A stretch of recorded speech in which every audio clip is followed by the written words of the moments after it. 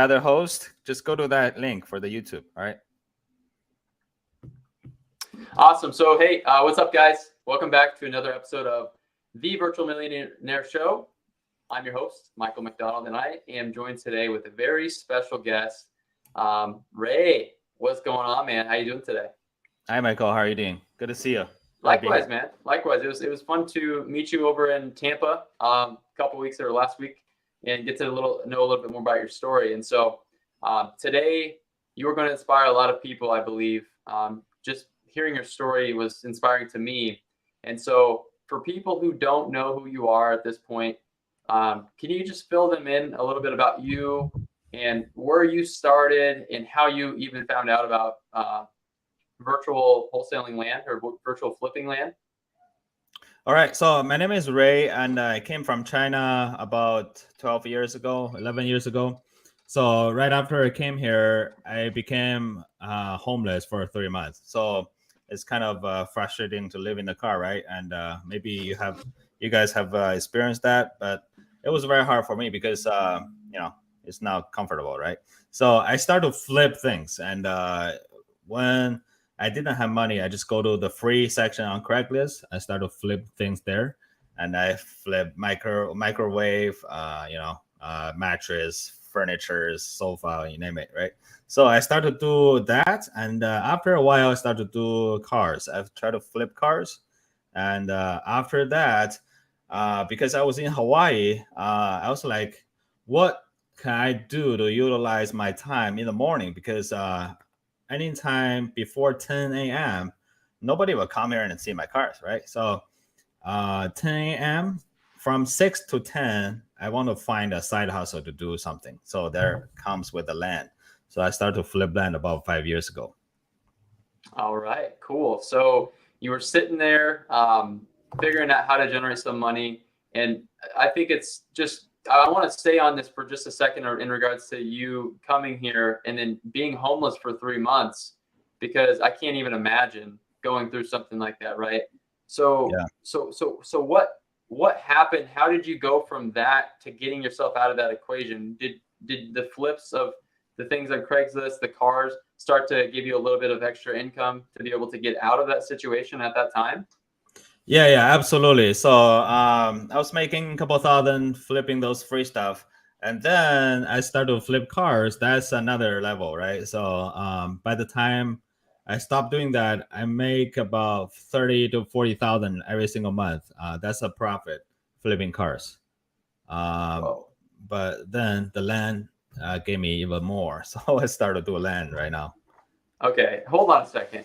Did you say did you say you made 30 to 40,000 dollars a month flipping cars? Did I just hear that correct? Yeah. I do. I normally sell one car a day, so each car's profit is between, $1,000 to $2,000. Yeah. Wow, that's crazy. So you're flipping a bunch of cars. How are you buying these cars? Like, I know we're talking about real estate on this show, but like that's crazy to me. How are you buying these cars, going from homeless to flipping stuff on Craigslist? Like, were you arbitraging these things, like basically almost like wholesaling them, or how did you pull that off? I just buy it, and then so I kind of developed the negotiation skill, which I still use it today in my land business. Because when you are good at negotiation, you can pretty much buy and sell anything. So you're just basically changing a product, right? Uh, I start to buy cars on the street, meaning I went to the private seller, and I would go there and show my cash, and I would count it in front of them, let them smell the fresh cash, right? And then I would say, this is all I can do, and after some negotiation, we just buy it for super cheap. And then I would sell it right away. Cars is a um, it's a necessary item everyone has to have, right? Especially in Hawaii, people come and go, and sometimes you see those students, the tourists that come here for a month or two, they don't need the car anymore, so they will sell it very cheap.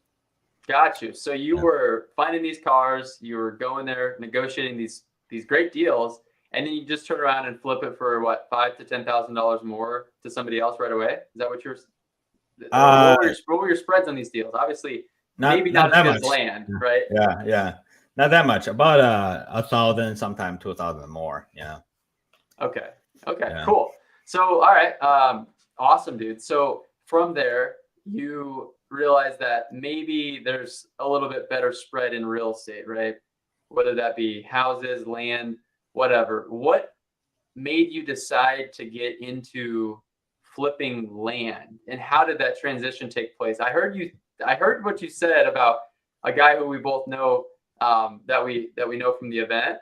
I don't know Mm. if that was part of the journey of you listening to him and then realizing, man, who's this crazy guy in this podcast screaming from the rooftops about wholesaling houses? So Yeah. did that have any impact, or how did you transition or even learn about this? Yeah. So I admire him a lot. So I try to flip houses in Hawaii, and it didn't work out for me because in Hawaii, I think the market is a little bit harder. I was like, maybe I should try another way. So I try to flip virtual flip houses in the mainland, and that doesn't work either. So virtual houses is just a little bit harder than locally, right? If I couldn't even make the local work, how can I make the virtual work? And then he told me maybe you can flip land. And then I paid a guy for 70,000 to teach me about flipping land, and that didn't work out very well. He didn't teach me a lot, so I changed his system, and it started to work very well. My first deal, I made over 150,000, 160,000 out of from one guy. Yeah, Hold on a second. So yeah. you pay, hold on. So I paid a lot, and I'm a big believer in investing in yourself, right?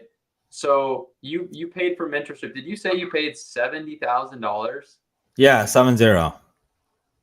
Who 70. who got $70,000 to teach you how to flip land? Like that's pretty impressive, man. I'm not gonna lie.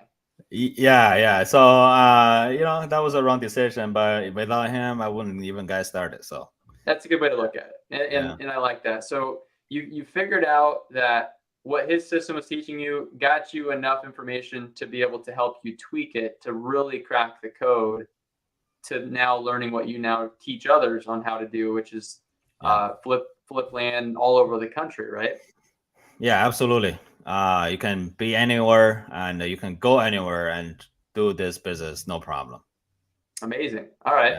Yeah, And yeah, and the best part is you can do it with probably little to no money out of pocket. I think that's a big belief that a lot of people are wondering, man, they might be watching this show thinking, well, Ray, I don't have $70,000 to pay somebody, or I don't have this money to even buy the land or generate the leads. So, and we're going to get into all of this stuff on kind of how that looks. And then people mm. can obviously learn more from you as well. So where does somebody get started who is interested in making $100,000 plus on a land? And by the way, is that normal? Does it happen Yeah. often? It's not from one deal, but it definitely is doable. Yeah, and Okay. I just have a friend. He shared in the group. He bought the land for 90,000. He sold it for 320, something like that. It's kind of crazy. Yeah, that's insane. Yeah, Yeah. those are some big numbers. What kind of a land was it? Like how did he make that much money on one piece? I think that was in Texas. Just a huge commercial land. Okay. Yeah, yeah. Yeah. That's So all so my so guess. there was a bigger play on it than just maybe a house. It was a development potentially. Yeah, definitely. Okay. Yeah. Cool. All right. So let's just say that I wanted to get started flipping land today. Like, what is the very first thing that I should be thinking about doing? If you want to get started in land, the first thing you need to do is choose a market. So there are some requirements of a good market. For me, I only do infill lots, meaning you drive around, you see a lot of houses. In the middle of it, there's a land that's called infill lots. So I do very little of raw land. You drive around, all you see is land. Those are raw land, right? Infill lots, you just have to find the right city or county. The way I look at it is if it has more than maybe 50, 40 sold for land in the last 90 days, that could be a very good market. So activity, right? Yeah, So yeah. market, sales are happening, all that good stuff. Absolutely. Yeah. Okay. So you found the market. Now what do? You've got to find the people who want to actually sell those, right? So how does that look? Yeah, so I find a market, and then I would look at what sold in the last 3 months, and then I go down to the subdivisions, and I would mail them offer letter, just send them offer, and then see who bites. Gotcha. So Yeah. you're actually just sending them an offer, a lower offer, obviously, because you've got to buy these pretty deep. What's the response when you send some offers out like that? Like out of 500, you typically get 3% response rate, or do you know how that typically goes? What can somebody expect? Normally is 1%, and I talked to another guy in our group. He said he's doing wholesaling houses. He said his response rate is about 0.025. I was like, dude, that's very low, right? But mine is about 1 to 5%. Okay. Yeah. So that's great. I've heard that about land. We do direct mail to houses, and the response rates are just way down this year, or just over the last several years. But it still works. So what type of volume of offers does somebody need to send out before they can anticipate hearing a yes, like this is going to work? And I know there's a lot more to it than that, right? But yeah, I would suggest to mail at least about 3,000 letters a month. That's a minimum. If you could mail more, that'd be awesome. And I have some wholesaler in the group, and they normally do houses, but when they start to do land, he start to mail about 10,000 a month, and right now he has phenomenal results. It just depends on how many you mail. It's a numbers game. It is a numbers game, and I think that's what people watching this, like, in whether it's houses, land, whatever it is, you will have to send out probably more than is comfortable in the beginning to really get that conversation started. Is there any follow-up? Like with me, I have thousands of leads in my system with CRM and all this follow-up and automation. And one thing that I heard you say when I talked to you is, like, I don't even have a CRM. So how do you keep track of these? And maybe this has changed since a while ago, but how do you keep track, and what kind of follow-up do you have? Or these people call in and say, hey, yes, deal, and that's it? I do have a follow-up. I do have a CRM. It's Google Sheet. It's just a free, right? So yeah, in my business is very lean. I don't want to spend money, very cheap, frugal. But follow up. Just I have a whole stash of yellow papers. Just papers like this. I would write their phone number, and I just call them every week. I have to go through that stack every single week, so that's about at least 200 numbers. Normally people don't have emotion attached to their land, so it will be a quick decision. It's not like houses; they have to take many days to decide. Dude, I love that. I think if anybody can take anything away from this, listen to how simple Ray is making this business. It's not overcomplicated. He's sending out these offers. He's getting people calling back. He's using Microsoft Excel and papers to call these people back.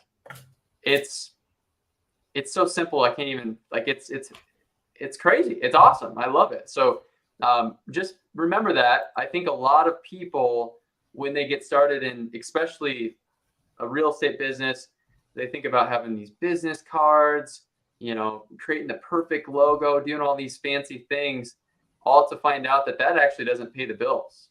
Yeah. That doesn't make any money. That's just avoidance to taking the actual action. So did it take you a while coming from, overseas to get comfortable with speaking the language and negotiating deals with these landowners, or how did that process look, and how important is that? Yeah, so I think that's a skill that you can develop. If I can do this, I think everyone can do it because I don't even speak the language in the first place, right? So the fact that you can understand me is truly a miracle. So I mean, maybe you have been trained. I don't know how you understood me, but but you know, if you know, it's just a skill. You know, you have to do it many times, and then you have the confidence and to negotiate with the seller. It's not really that hard. The way in you know, of course, in my course, I also teach about how to negotiate and just very fundamental uh, basics. For example, one of the things that you can do when you negotiate is instead of trying to push to get a deal, some people really want to get a deal. They show emotion. They really like it. You know, they talk a lot. They try to convince the seller, hey, this is the price. Your house is trash, and this is how much I can do. So if you do that, you couldn't get a good deal because you try to push to get a deal. So instead of pushing, I tell myself, you know, you kind of imagine you have a lot of money in the bank, and even when you first started, you don't have. That's fine. You imagine you have $10 million in the bank, right? So when you have $10 million in the bank, what do you think of? You don't try to rush to get the deal. You choose. And you know, you got to convince me to buy your deal, right? So you have that kind of mindset. You want to sell my deal, fine, but this is the term. And if you don't want to sell my deal, that's okay too. You know, I'm not gonna convince you. So that mindset will change a lot of things. Yeah. That's great, man. And mindset is everything, especially putting yourself in that situation where you don't need anything, right? It's Right. in sales training, what we talk a lot about is staying one step behind the seller. So if the seller's overly excited, I'm not going to be on their level. I'm going to be a little less excited. And clearly it's working for you. Okay. So what were some things that helped you get that mindset right? Because a big part of my journey was a lot to do with mindset. So what are some things that you do to make sure that is in check, and because you're clearly surrounding yourself with some very high level people in the group that we met at too. So what are some things that you're doing right now and have done to get you to where you are today? So when I mean, in our group, I don't think anyone has a mindset problem. But when you first started, you might have, because some people come from scarcity. Some people has been working their entire life, and right now they have to seek scarcely to do this on the side. So that might be a mindset problem. But what I did was I just listened to the one same book over and over again. So, for example, when I was working for my school, I was sweeping the floors all day long, and I had to wake up at 5, and they asked us to swipe the entire concert thing within 3 hours. So, in that 3 hours, I would listen to a book over and over again, one book every single day. So I think that goes for like almost half a year. Same book, you know, you get all these things written in your mind, and your mindset will change. What was that book, if you don't mind sharing? What was one of the books that you listened to that was a game changer for you? It's called The Science of Getting Rich. Yeah, so getting rich is a science. It's not really that hard. Yeah, That's awesome. I've heard of it. I have not read it, so that'll be added to the list to check out for absolutely. sure. I'll drop that in the show link as well, show notes. Cool, man. So what do you have going on these days? Like what's your bread and butter? How are things going with your business as you've progressed and grew? Yeah, so right now I try to do more land deals. You know, sometime when you start the coaching business, the land business side will shrink. I try to keep up, right? And every day I'm on the phone with the seller, and still mail a lot of those letters. You know, when you teach people, you got to do it yourself first, right? So that's what the first thing. The second thing, I'm trying to grow my coaching business as well. Just working with some awesome people and try to deliver some value to some people. Hopefully I can help a little, right? You are, man. You're making a difference. If you guys are listening to this and you want to learn how to flip land, Ray has figured it out. So definitely hit him up, and obviously we'll let people know where they can find out more about you and your program too at the end as well.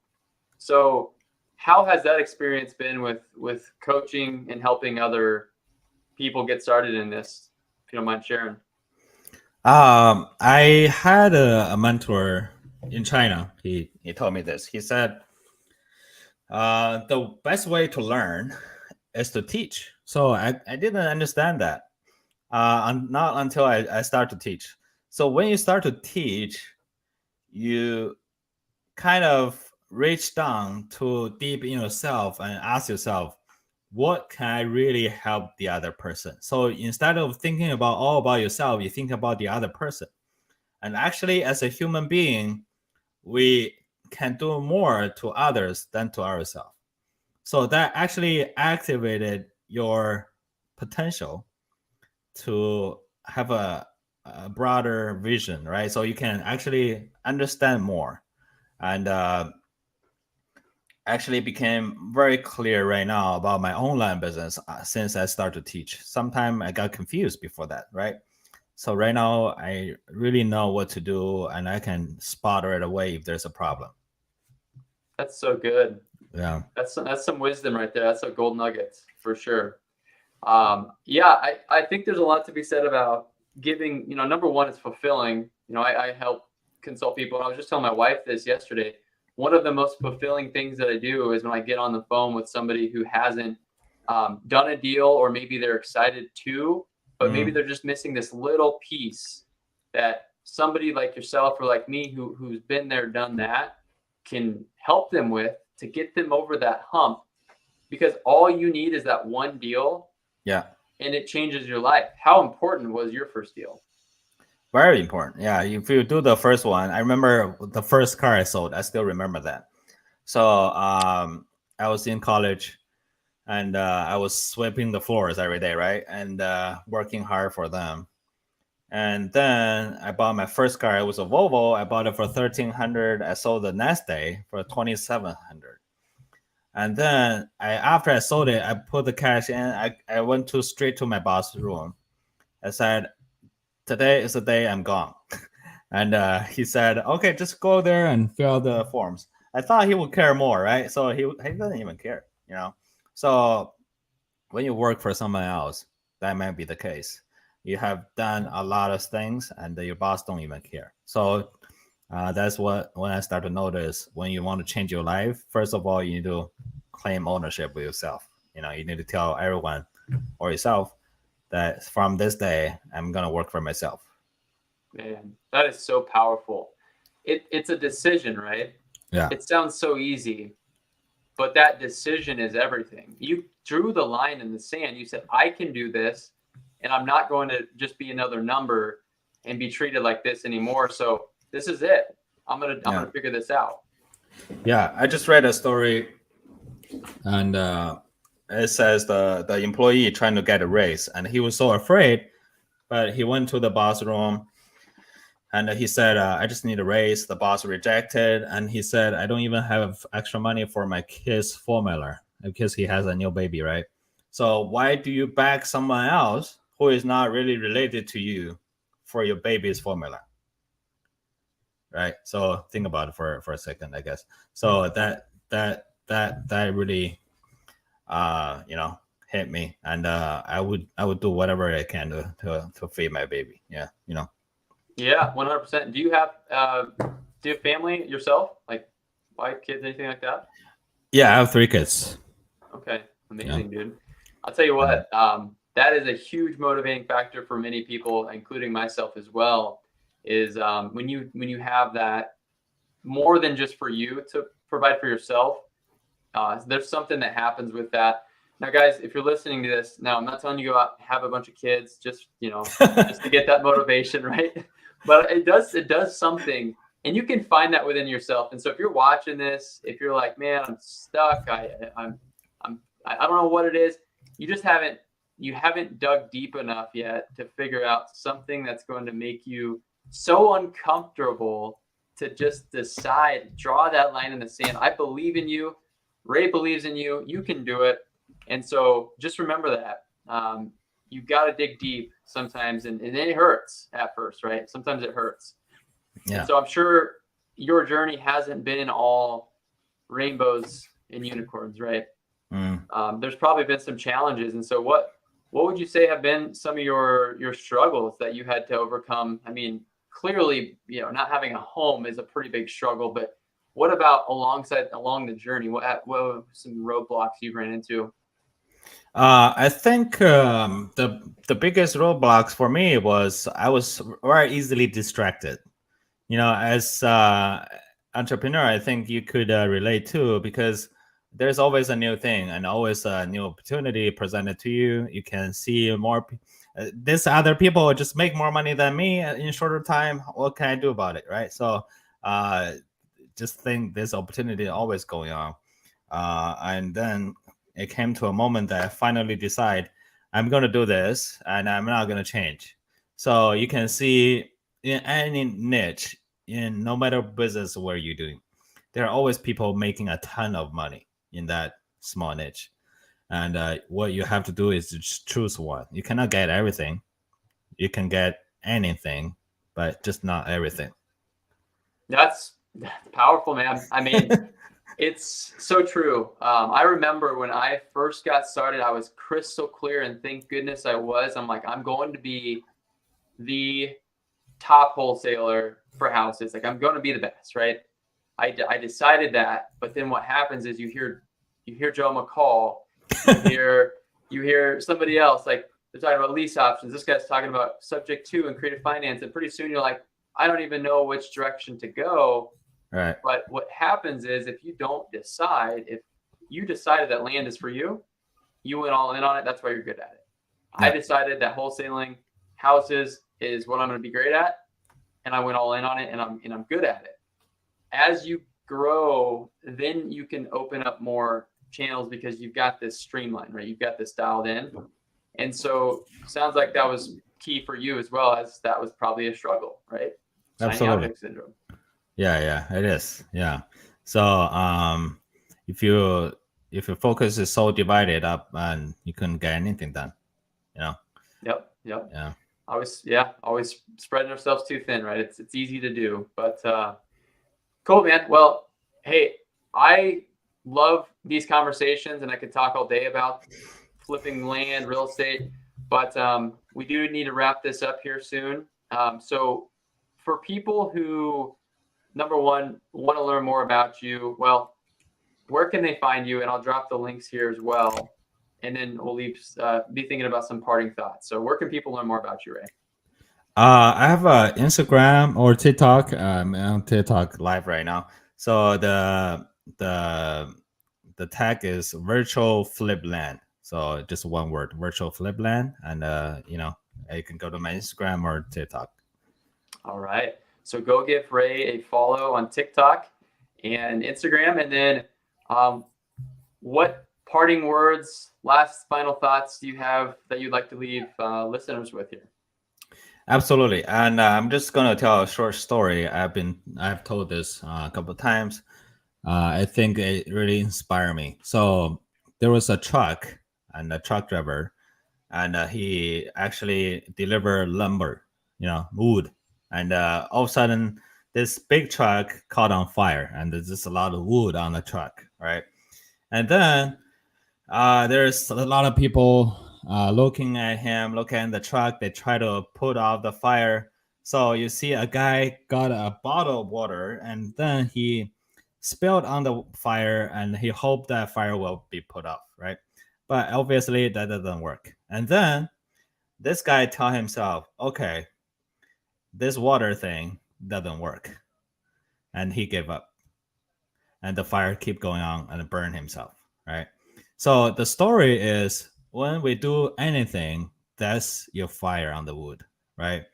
And a lot of people want to just try it out. They got a cup of water and they spill on the fire, and hopefully they will have some huge results.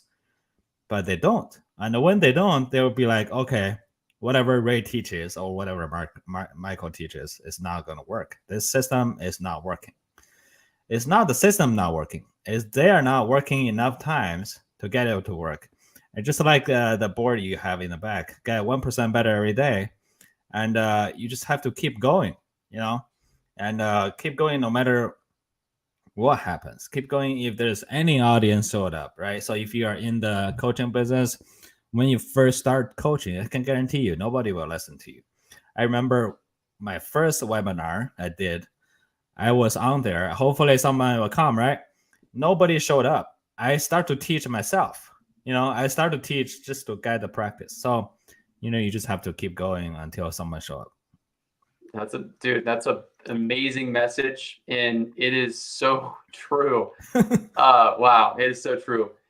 Cool. Well, hey guys, I know you got value from this, so do us both a favor, share this out, tell a friend, smash the like button, give Ray some love, go follow his TikTok channel. He has over 11,000 followers with hundreds of thousands of views, and so super cool to see that, man. Keep inspiring people, and I cannot wait to do this again in the future when you have tens of thousands of people showing up to your webinar. And I hope people who are listening are on that, because you're changing lives, brother, and I appreciate you. Thank you, Michael. I like your shirt. That's why I bought the exact same one. That's right. I didn't wear it today because I was thinking you may be showing up in it, so I made sure not to wear it. Yeah, I was thinking that too. So awesome. All right, guys. Well, thanks for tuning in. Up until next time, have a great one, and we'll talk to you soon.